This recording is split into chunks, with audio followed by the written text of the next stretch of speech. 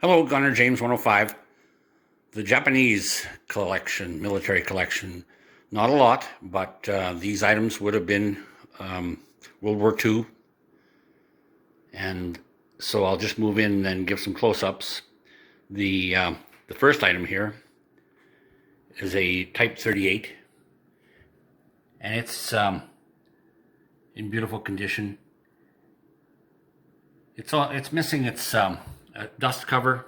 Other than that, right down to the cleaning rod, everything, it's all there. And as I say, it's in pretty nice condition.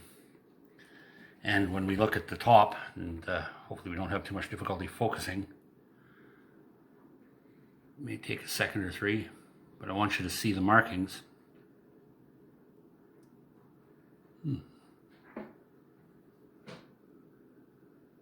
But that mum is completely and totally intact, and all of the markings are there. So yeah, it's kind of focused here now, but you can make out the symbol for the Type 38, etc.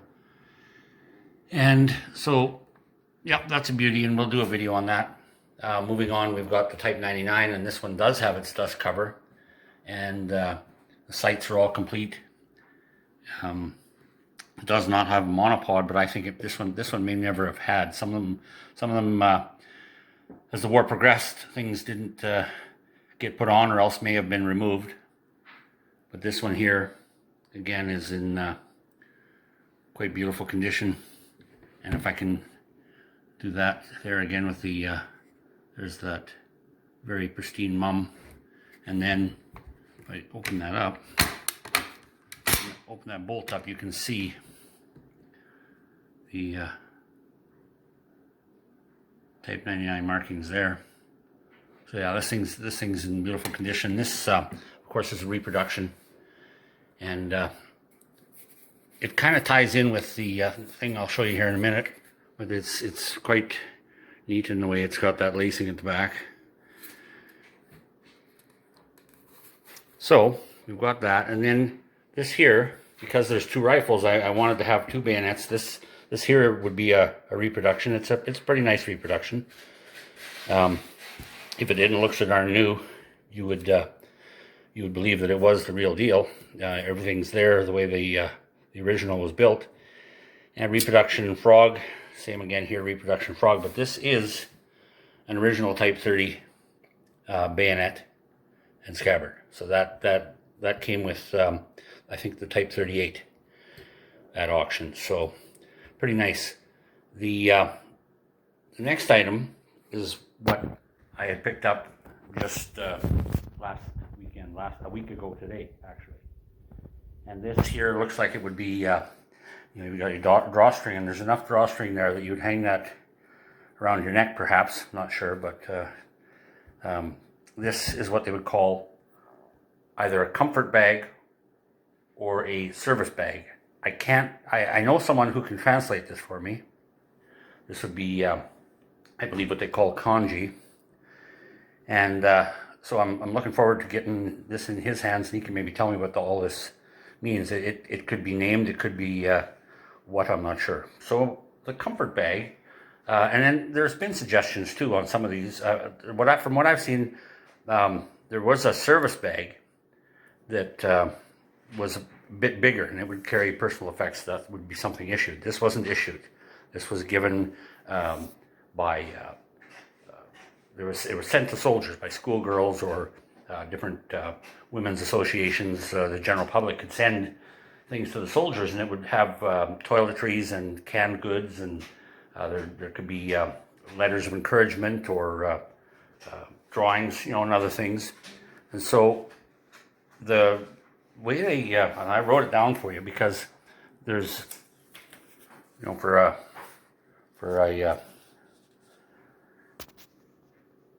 two types of bags. This would be the pronunciation, wherever the Japanese pronunciation, which from the translation thing I can find on the internet, it's sort of like Monkudo or Hukokudo. And so this came this here came with some other items. I'll just move past these photos for a second. It came with this. Now, this was a this is cloth, and this was in these in one of these little boxes for medals.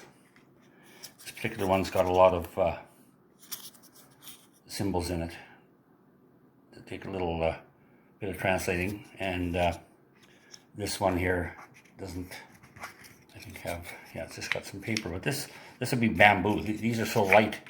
I think a canary could pick that up and fly away with that. So pretty interesting. I was trying to find out what the heck this was. They call it like a fouled anchor with crossed swords and then the star. And I believe it had to do with sort of a officers veterans association, something like that. Not a lot of information out there, but if you have more, go ahead and mention that in comments. So we had these two photos.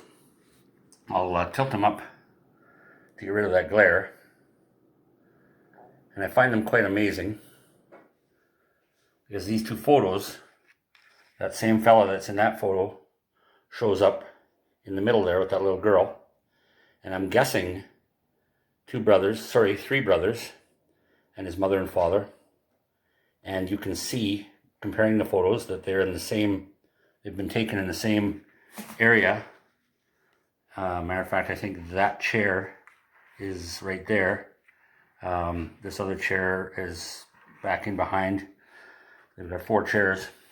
So minus the glare, you'll notice what's wrapped around his, over his shoulder. Looks to be a Japanese flag. And of course there's another one hanging there. And so what came later in the week, because the fellow that sold this to me, I was able to pick it up. I actually bought it on eBay, and I was able to drive 10 miles to where his place was. He said he had a flag, and I had no idea that he was talking about this.